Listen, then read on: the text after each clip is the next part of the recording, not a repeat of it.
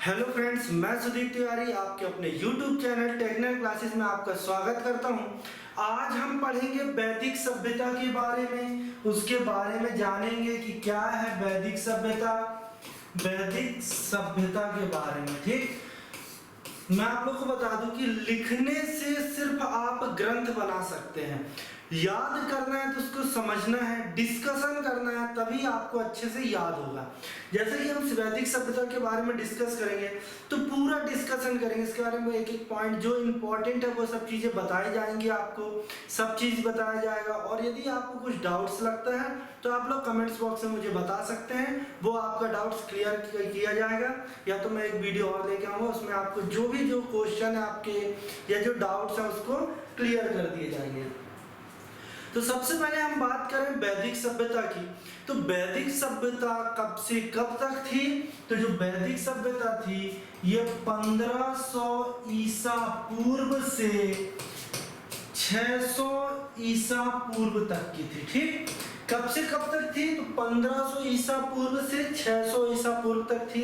इससे पहले मैंने बताया था कि इससे पहले जो थी सिंधु घाटी सभ्यता थी। सिंधु घाटी सभ्यता 2500 से 1750 ईसा पूर्व तक थी। इसके बाद थोड़े से बीच में विलुप्त हुए, कुछ ऐसी प्राकृतिक आपदा हुई। इसके बाद कौन आई? वैदिक सभ्यता आई। और वैदिक सभ्यता के साथ ही कौन आए? आर्य आए। तो इसका वेरी आईएमपी क्वेश्चन है कि आर्यों का आगमन कब हुआ? तो आर्यों का आगमन वैदिक सभ्यता में हुआ। और कब हुआ? तो 1500 ईसा पूर्व। इसका सही आंसर होगा कि 1500 ईसा पूर्व में वैदिक जो आर्य थे उनका आगमन हुआ, आर्यों का। अच्छा, आर्यों का शाब्दिक अर्थ क्या होता है? कभी कभी ये भी क्वेश्चन पूछ लेते हैं, मैंने किसी एग्जाम में देखा था, उसमें था कि आर्यों का शाब्दिक अर्थ क्या है। तो आर्यों का शाब्दिक अर्थ होता है अच्छा, है ना, या अच्छे गुणों वाला, अच्छे हृदय वाला। उसमें कुछ क्वेश्चन था तो इसी तरह से कि बुद्धिमान, जो आर्य होते हैं वो बुद्धिमान होते हैं, ऐसा कहना है। तो आर्य कौन है? आर्य हम हैं, हम आर्यों की संतान हैं। तो क्वेश्चन इसका बहुत इंपॉर्टेंट है कि आर्य भारत कब आए, आर्य कौन है? तो आर्य हम हैं, बुद्धिमान, श्रेष्ठ, कुलीन, ये सब कोई भी शब्द होगा तो आर्यों का मतलब यही होता है कि आर्य जो वो श्रेष्ठ है। ठीक, इसके बाद किसने कहा, कहां से आए आर्य, कौन थे? तो इसके बारे में जाने तो आर्य जो थे मैक्स मूलर के अनुसार से, किसके? मैक्स मूलर की बात करें, मैक्स मूलर के अनुसार आर्य जो थे वो मध्य एशिया के निवासी थे। ठीक, मैक्स मूलर ने इन्हें मध्य एशिया का निवासी का बताया है, जबकि बीजी तिलक ने इसे कहा उत्तरी ध्रुव का निवासी बताया है, उत्तरी ध्रुव का निवासी बताया है। आर्यों का आगमन 90% जहां पर भी देखोगे वहां मध्य एशिया रहेगा कि मध्य एशिया से आर्यों का आगमन हुआ है। लेकिन हमारा मानना है कि जैसे सिंधु घाटी सभ्यता खत्म हुई थी तो हो सकता वहां कुछ लोग बचे हों। जैसे कि सिंधु घाटी सभ्यता जो थी मातृ प्रधान थी, वहां पर माताओं का राज था, है ना, उसमें बहुत सारे अवशेष मिले कि माता की संपत्ति में पुत्री का अधिकार होगा। तो उसको कुछ बदल के यहाँ पर लाया गया, आर्यों का नाम दे दिया गया, क्योंकि इसको सिंधु घाटी सभ्यता नाम दी जा रही थी। फिर उसके बाद मैक्स मूलर का सिद्धांत आया जिसके अनुसार से इसे फिर वैदिक सभ्यता नाम दी गई और इन्हें बताया गया कि ये कहाँ से आए हुए हैं। लेकिन मुझे ऐसा लगता है कि इतनी बड़ी जो एरिया था 12,99,600 स्क्वायर फीट, जो कि सिंधु घाटी सभ्यता का एरिया है, उतना बड़ा एरिया बाढ़ में बहना मुमकिन नहीं है। कुछ लोग बचे होंगे जो कि थोड़ा सा चेंजेस करके यहाँ पर आके बसने लगे, क्योंकि जो चीज़ें सिंधु घाटी सभ्यता की थी वही आज हम भी यूज़ कर रहे हैं। सबके गले में काले रंग का धागा मिलेगा, वो सब सिंधु घाटी सभ्यता का है। तो हर एक चीज़, जो भी नगर नियोजन, कोई भी चीज़ आप ले रहे हो वो सब सिंधु घाटी सभ्यता से ही प्राप्त हुई है। तो इसके बाद बात करें वैदिक सभ्यता, तो वैदिक सभ्यता दो भागों में बटी हुई थी। कौन से दो भागों में बटी थी वैदिक सभ्यता? तो एक ऋग्वैदिक काल और दूसरा था उत्तर वैदिक काल।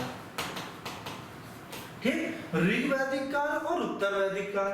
ऋग वैदिक काल 1500 ईसा पूर्व से 1000 ईसा पूर्व तक था, और उत्तर वैदिक काल जो है वो 1000 ईसा पूर्व से 600 ईसा पूर्व तक था। ठीक, आप लोग कॉपी में चाहे तो नोट करते जाएं, लेकिन नोट कब करना, जब पहले इसको पूरा देख लेना, सुन लेना, समझ लेना, उसके बाद अपनी कॉपी में नोट करना, ताकि आप लोग को याद भी होते जाएगा। जब 2 बार करेंगे आप तो 70% इसी वीडियो में मैं आपको याद करा दूंगा। ठीक, तो वैदिक सभ्यता 2 भागों में बटी थी, ऋग वैदिक काल और उत्तर वैदिक काल। ऋग वैदिक काल 1500 ईसा पूर्व से 1000 ईसा पूर्व, और उत्तर वैदिक काल 1000 ईसा पूर्व से 600 ईसा पूर्व तक थी। ठीक, अब बात करें हम ऋग वैदिक काल की। पहले ऋग वैदिक की बात करते हैं, फिर उत्तर वैदिक काल की बात करेंगे। ऋग वैदिक काल से, या जैसे कि नाम से ही समझ में आ रहा है कि ऋग वैदिक काल में सबसे पहले ऋग्वेद की रचना हुई। ठीक, किसकी रचना हुई, तो ऋग्वेद की रचना कब हुई, ऋग वैदिक काल में हुई। और ऋग्वेद की रचना किसने की, तो महर्षि द्वैपायन वेद व्यास जी ने ऋग्वेद की रचना की। ठीक, महर्षि द्वैपायन वेद व्यास का शाब्दिक अर्थ होता है वेदों को जानने वाला, इसलिए इनके नाम के पीछे क्या लग गया, वेद व्यास। तो वेद व्यास किसने ऋग्वेद की रचना की। अब ऋग्वेद जो है सबसे पुराना, सबसे प्रमाणित और सबसे बड़ा वेद है। कुल वेदों की संख्या जैसे कि आपको पता होगा, कुल वेद कितने हैं, कुल वेद जो है वो 4 हैं। कौन कौन से हैं, तो ऋग्वेद,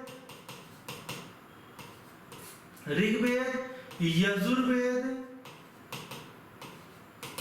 सामवेद और अथर्ववेद, ये आपके 4 वेद हैं। ठीक, ऋग्वेद, यजुर्वेद, सामवेद और अथर्ववेद। वेदों की संख्या कितनी है, 4 है। सबसे पहले हम पढ़ेंगे इस ऋग्वेद के बारे में, उसके बाद हम तीनों वेदों के बारे में जानेंगे। तो ऋग्वेद की रचना महर्षि द्वैपायन वेद व्यास जी ने की है। जैसा कि मैंने बताया, ऋग्वेद बहुत बड़ी पुस्तक है ना, बड़ी पुस्तक है, इसमें बड़ी चीजें होंगी। तो इसमें क्या है, तो जैसे कि हम बुक पढ़ते हैं तो बुक में पार्ट होते हैं, एक बार में पूरा आप पढ़ सकते हो क्या, नहीं, लेसन बाय लेसन होगा, तो आप समझेंगे कि हाँ इस लेसन में ये है। इस तरीके से उसको भी बनाया गया था। तो इसमें 10 मंडल थे। मंडल कितने, 10, जिसको कि आप पाठ बोलते हैं। तो 10 मंडल, सूक्त 1028 क्या थे, सूक्त, और 10,462 क्या है, ऋचाएं।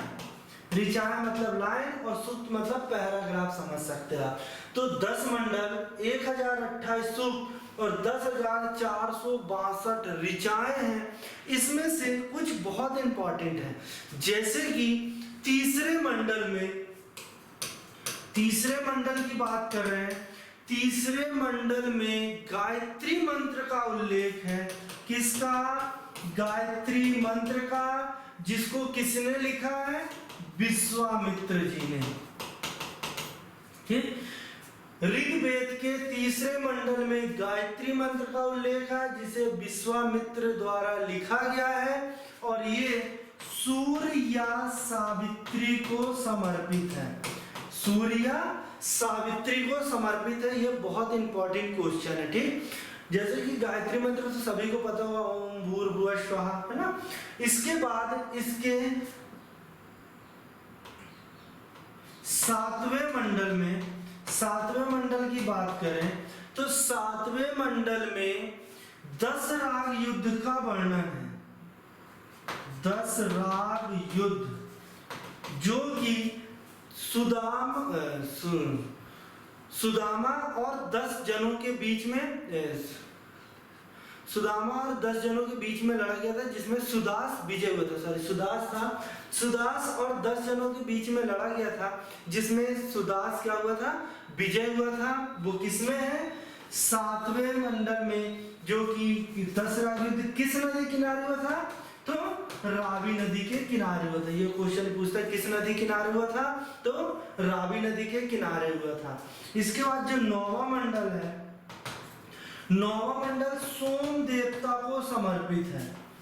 सोम देवता को समर्पित है। कौन सा मंडल, 9वां मंडल। और बैरी IMP 10वां मंडल।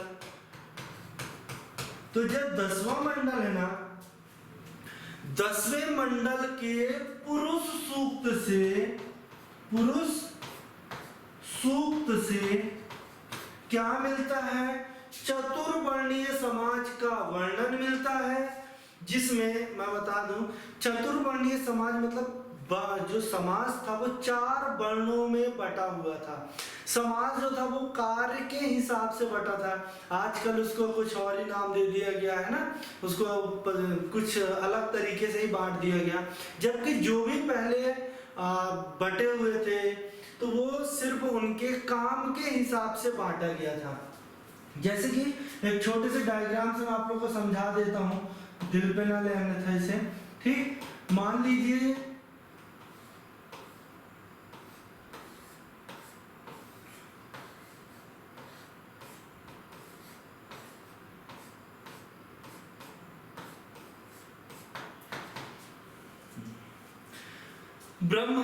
ब्रह्मा जी के मुख से कौन निकला है, तो ब्रह्मा जी के मुख से कौन निकला है, ब्रह्मा जी के मुख से ब्राह्मण। ठीक, ब्रह्मा जी के मुख से ब्राह्मण निकला है। ब्राह्मणों का कार्य था भक्त और देवता के जो दूरी है उसको मिलाना, मतलब संपर्क में लाना। तभी तो हम पूजा पाठ करेंगे तो देवताओं से संपर्क बना रहेगा। ये सब पहले की सोच थी। तो पहले ब्राह्मण का ब्रह्मा जी के मुख से, इसके बाद भुजाओं से क्षत्रिय कहां से, भुजाओं से लड़ने के लिए। नाभि से या जांघों से कहा जाता है कौन, वैश्य। और चरणों से शूद्र उत्पन्न हुए। ठीक, ये 4 वर्णों में बटा था। ब्रह्मा जी के मुख से ब्राह्मण, भुजाओं से क्षत्रिय, गूंदी या जांघ से वैश्य, और इसके बाद चरणों से शूद्र उत्पन्न हुए। ये 4 वर्णों में समाज बटा था।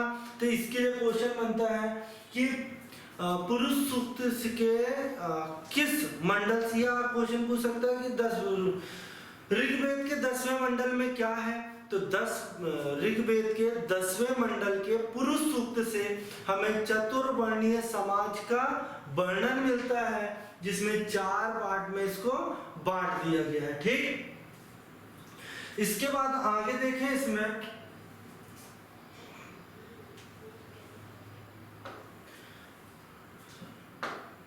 ठीक, इसके बारे में बता दूं तो अब जैसे कि हमने पढ़ लिया ऋग्वेद में कितने मंडल हैं ये सब जान लिए। एक बार और दिखा दें, 10 मंडल, 1028 सूक्त, 10,462 ऋचाएं। तीसरे मंडल में गायत्री मंत्र है, जो कि सूर्य देवता या सावित्री को समर्पित है और किसके द्वारा रचित है, तो विश्वामित्र द्वारा रचित है। 7वें मंडल में 10 राग युद्ध का वर्णन है। 9वें मंडल में सोम देवता, और 10वें मंडल में के पुरुष सूक्त से चतुर्वर्णीय समाज का वर्णन, चतुर्वर्णीय समाज का वर्णन मिलता है, जिसमें से ब्रह्मा जी के मुख से ब्राह्मण, भुजाओं से क्षत्रिय, बैस से शूद्र और चरणों से गूदी या जांघ से बैस और चरणों से शूद्र उत्पन्न हुए। ठीक, इसके बाद और बातें बताऊं, जैसे कि इसमें जो अन्य वेद हैं उनके बारे में पहले डिस्कस करते हैं, फिर उसके जो पॉइंट वाइज होंगे उन पर हम डिस्कस करते जाएंगे।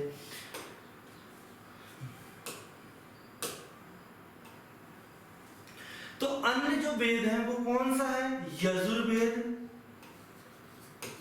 यजुर्वेद, तो यजुर्वेद जो है यजुर्वेद में क्या दिया हुआ है ये जानते थे। यजुर्वेद में 3 जो महायज्ञ हैं उसके बारे में बताया गया है। किसका? यज्ञों का वर्णन किया गया है। कौन कौन से यज्ञ हैं? 3। तो 3 यज्ञ के बारे में बता देते हैं। सबसे पहले राजसूय यज्ञ, फिर अश्वमेध यज्ञ,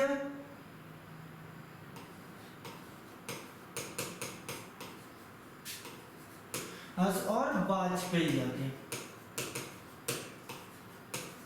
राजसूय यज्ञ, राजा जब भी गद्दी में बैठते थे या राज्याभिषेक होता था तो उसके लिए राजसूय यज्ञ करवाया जाता था। अश्वमेध यज्ञ जैसा कि आप लोग ने देखे होंगे रामायण में भी राम जी ने छोड़ा था, तो उसमें घोड़े को तैयार करके छोड़ दिया जाता, फिर जो भी इसको रोकेगा तो उस पर युद्ध होगा, तो राजसूय यज्ञ। और फिर वाजपेयी यज्ञ जो था वो जनता की सुख समृद्धि के लिए किया गया था। तो यजुर्वेद में 3 जो यज्ञ हैं उनका वर्णन किया गया है। उसके बाद इसमें जो क्वेश्चन पूछता है, ये पूछता है कि इसमें गद्य और पद, गद्य और पद दोनों में, गद्य और पद ये दोनों में लिखा हुआ है। ठीक, गद्य और पद दोनों में लिखा है। और तीसरा, इसे बलि वाला, बलि देने वाला वेद भी कहा जाता है। बलि की जो भी प्रक्रिया है या जो भी मंत्र हैं वो सब किस में लिखे हुए हैं? यजुर्वेद में लिखे हुए हैं। इसके बाद तीसरे वेद की बात करें तो तीसरा वेद है सामवेद। और सामवेद को सब जानते हैं कि जो सामवेद है ये क्या है? संगीत का जनक है। संगीत का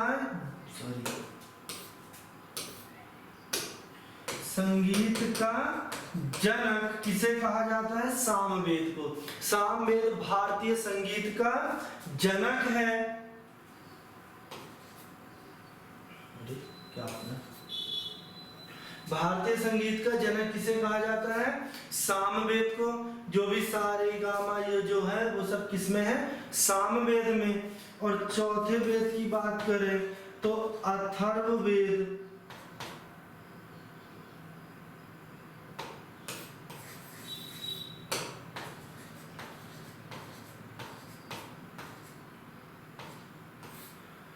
अथर्ववेद की बात करें तो अथर्ववेद में क्या दिया हुआ है? तो अथर्ववेद में जादू, टोना, प्रेम, विवाह, वशीकरण, और इसके बाद जो आयुर्वेद के बारे में है वो सब किस में दिया हुआ है? तो अथर्ववेद में दिया गया है। जैसे कि आप लोग देखे होंगे पहले जमाने में भी होता था कि जो किसी की तबीयत खराब हुई तो कहाँ ले गए? बाबा के पास। चलिए बाबा जी ठीक कर देंगे बाबा जी। अभी भी बहुत सारे जोला चाहे डॉक्टर होते बैठे हैं जो, है ना, तो ऐसे पहले बाबा होते थे, ले गए, बाबा इसकी तबीयत खराब है। बाबा बोले ठीक है, ले गया बच्चा, तेरे को क्या हो गया? लाए बच्चे को दिए गमागम। बोले बाबा ठीक है? बच्चा बोला नहीं है। बाबा ने उठा अपना त्रिशूल दिया, गमागम। बोले अब ठीक है? बोले नहीं है। तो बोले अब ये फिर मारेगा, इससे अच्छा बोल दो हाँ बाबा ठीक है। तो बाबा ठीक हो गए। बोले चलो बढ़िया हो गया। तो ऐसा कुछ नहीं, ये सब जो भी है जादू, टोना, प्रेम, विवाह, वशीकरण, वो सब किसमें दिया हुआ है? ये सब अथर्ववेद में दिया हुआ है। ठीक, इसके बाद जो इसमें बहुत इंपॉर्टेंट क्वेश्चन है कुछ उसके बारे में डिस्कस कर ले। तो उसमें सबसे इंपॉर्टेंट जैसे है कि ऋग्वेद में सबसे ज्यादा जो शब्द का उल्लेख है किस शब्द का किया गया है? तो ओम शब्द का उल्लेख। किसका? ओम शब्द का उल्लेख सबसे ज्यादा किया गया है। इसके बाद इसमें जो है ये इंद्र के लिए 250 मंत्र,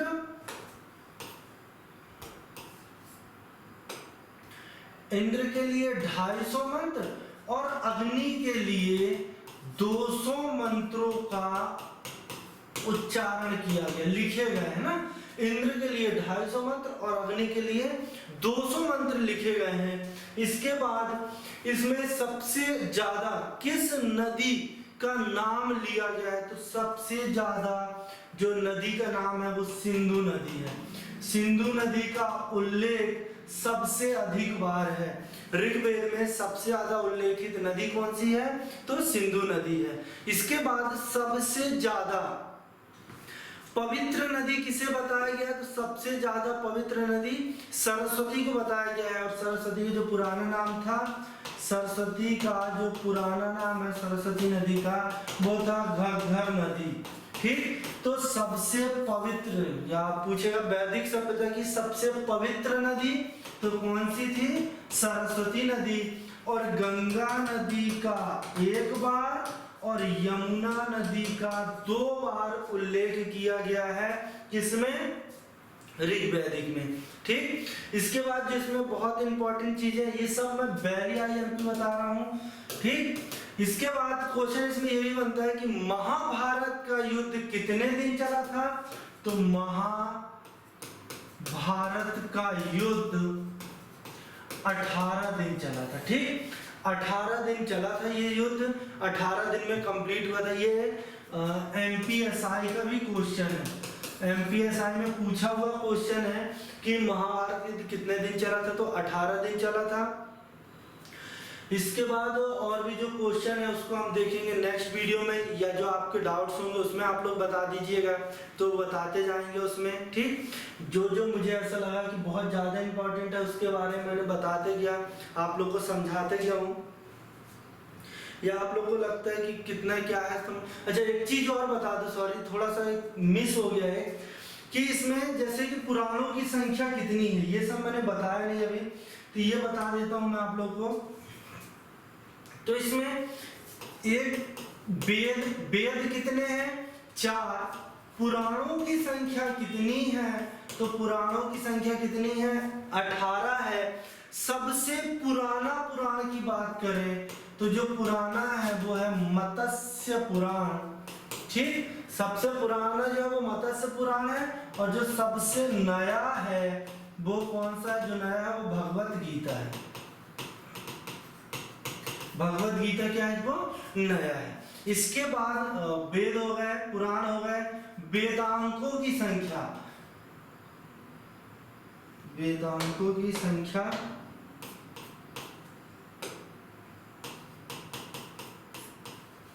वेदांकों की संख्या जो है वो कितनी है?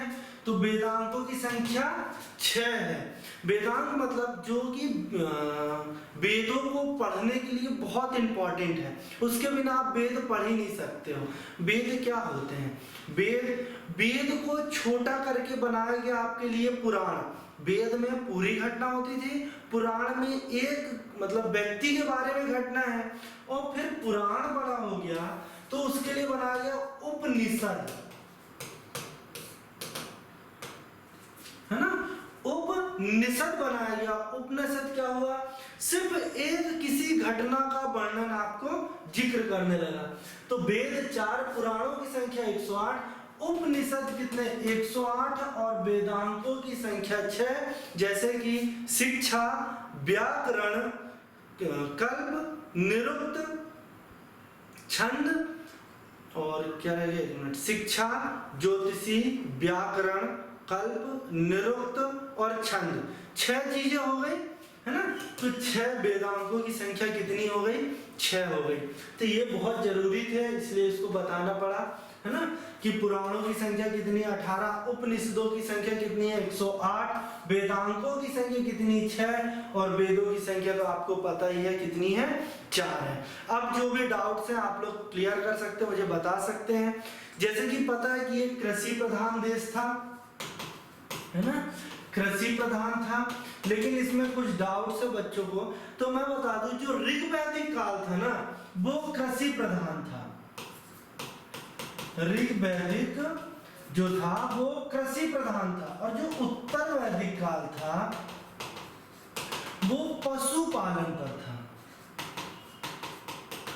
किस पर था? पशुपालन पर था। और यहाँ पर भी वस्तु विनिमय प्रचलित थी। ठीक, वस्तु का आदान प्रदान यहाँ से होता था, इसके बाद ही फिर मूल्य आया और रुपए में कन्वर्ट हो गया।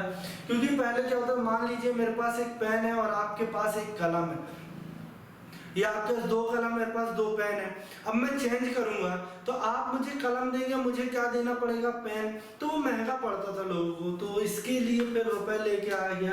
तो वस्तु विनिमय इसमें भी प्रचलित थी, ठीक। और ऋग्वैदिक कृषि प्रधान देश था ये, और जो सिंधु घाटी सभ्यता था वो व्यापार प्रधान था, ठीक। ये पितृसत्तात्मक,